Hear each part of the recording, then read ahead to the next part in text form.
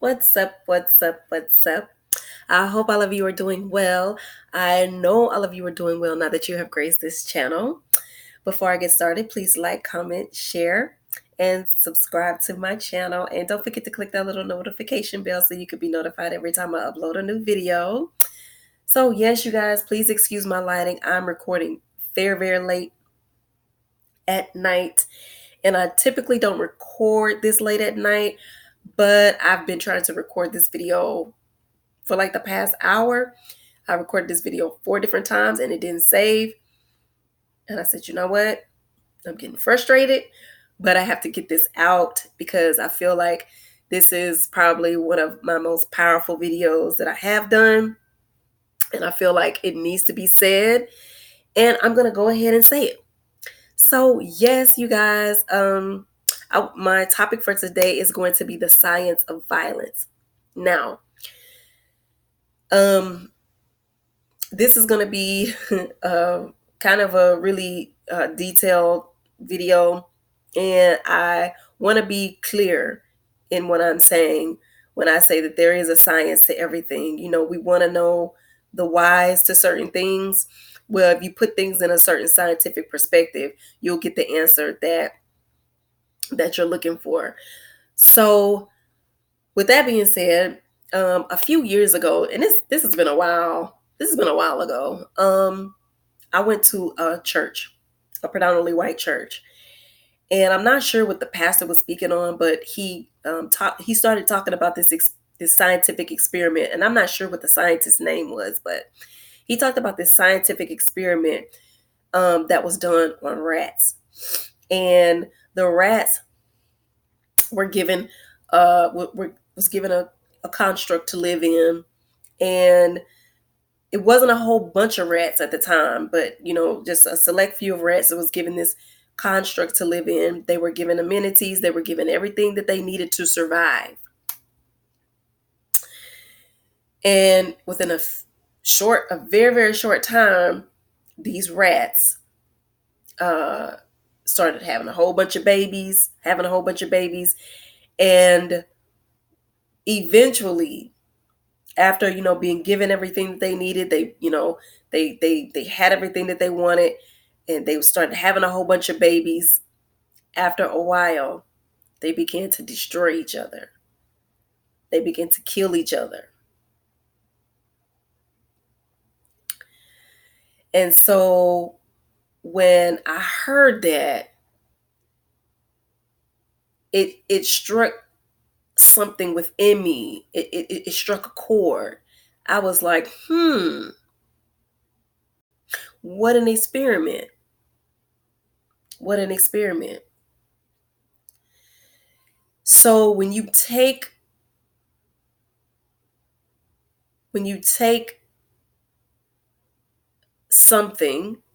someone out of their natural way of living, out of their natural way of life, and you give them an artificial construct to live in without them having the means to live in the way that they are supposed to live, they become destructive. And that experiment proved that. So translating all of this into very violent communities, when you see a large number of people who live in a small space,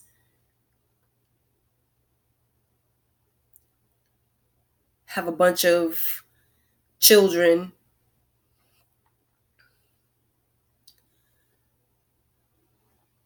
and there is a level of violence that's there,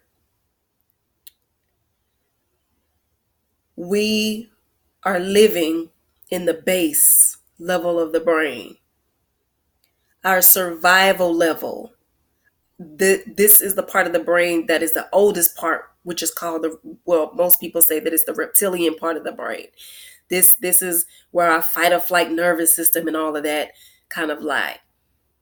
So when you're constantly under a level of stress, in an environment where you are conditioned to survive.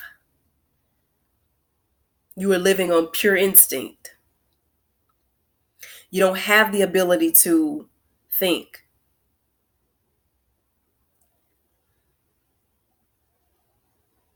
When you hear a lot of these stories on like the first 48 and all that, where these people are committing these crimes and stuff like that, a lot of times they weren't even thinking.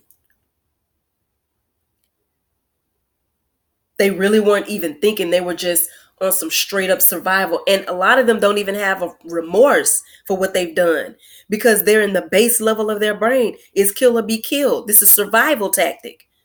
Just as an animal, when they're out in the wild, they don't have remorse for killing an animal. It's basic instinct. And so when you're not able to rest that part of the brain, and you're always living in survival mode, stress, the cortisol, all the chemicals that are being rushed to that part of your brain, where your brain is being overly activated in stimuli, survival stimuli like that. Stress is constantly being pumped into your bloodstream. This is science. When you're not able to slow all of that down, constantly in a state of stress, it stresses out your organs. Some of the most violent places is where some of the most sickest people live, mentally and physically.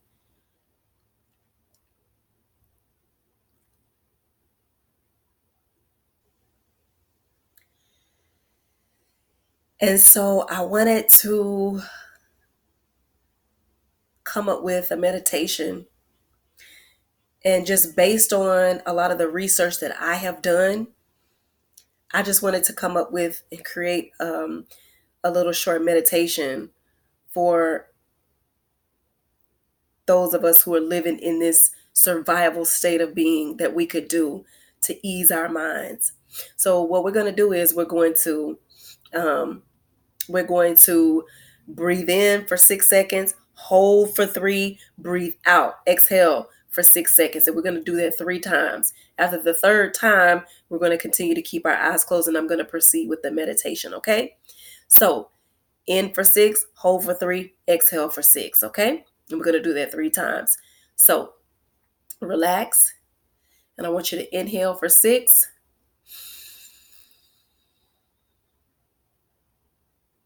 hold it for 3, exhale for 6.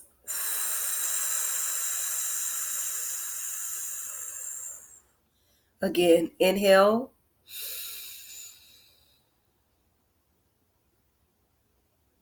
hold,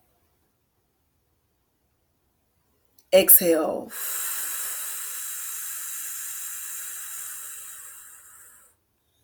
Inhale,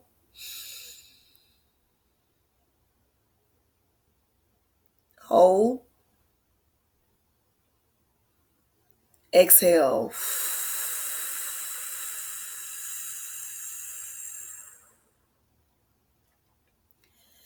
Now I want you to continue to keep your eyes closed.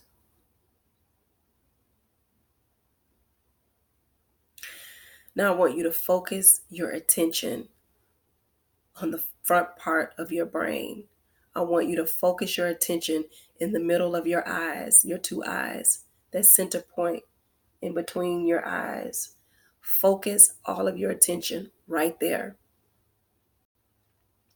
Take a deep breath in. Exhale fully.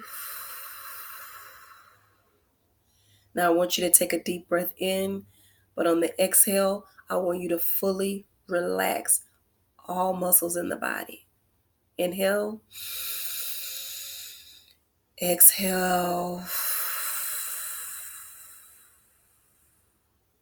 Relax deeply.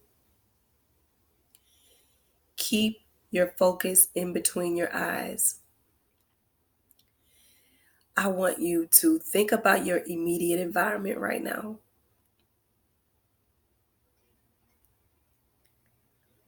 How does your environment feel to you?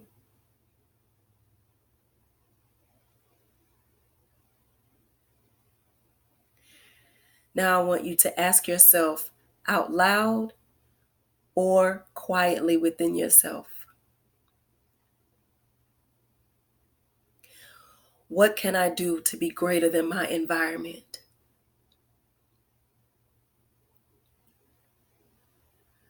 What creativity do I have within me to be greater than my environment? And what can I do to make my environment a better place? Inhale, exhale. Slowly open your eyes.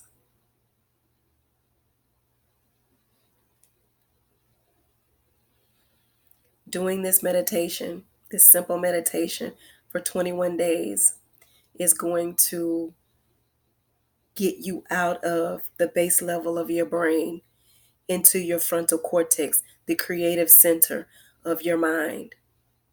And you will begin to relax.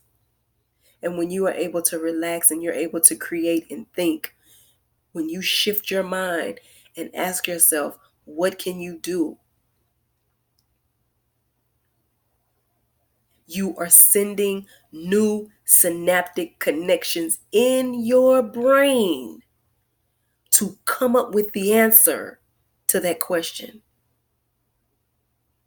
And they are going to come. And you are going to be able to shift your mindset to where your environment is going to be conducive to your new mind.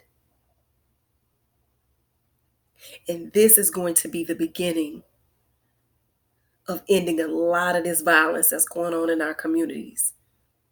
Because it's not enough that we complain about the violence and just saying stuff like we need to come together and why can't we just come together? There's a reason why. I just gave you the reason why.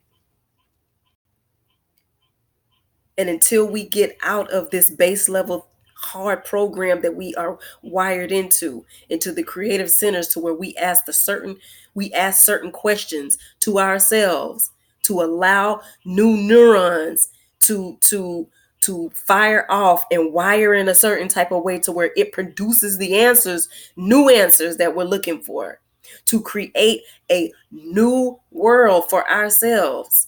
We're going to continue to be in the same positions. Violence is continuously going to be a part of our culture. But that mind shift is going to elevate us. And I guarantee you that if every street person, everybody that's in the street, every hood person that listens to this and does this meditation for 21 days we're going to see a shift.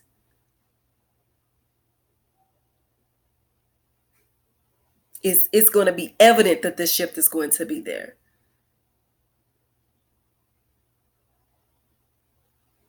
Give yourself 21 days.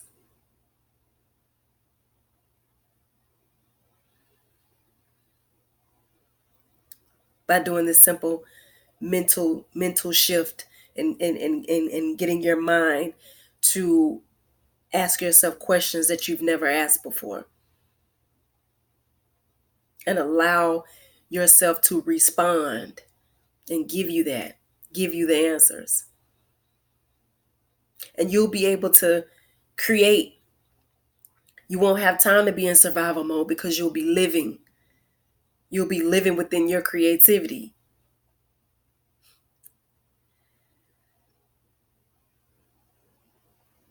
So I hope this video was helpful. Please like, comment, share, and subscribe. And yes, you guys, I am going to end this video. I am going to leave you for now, but I will be holding on to your love until the next one.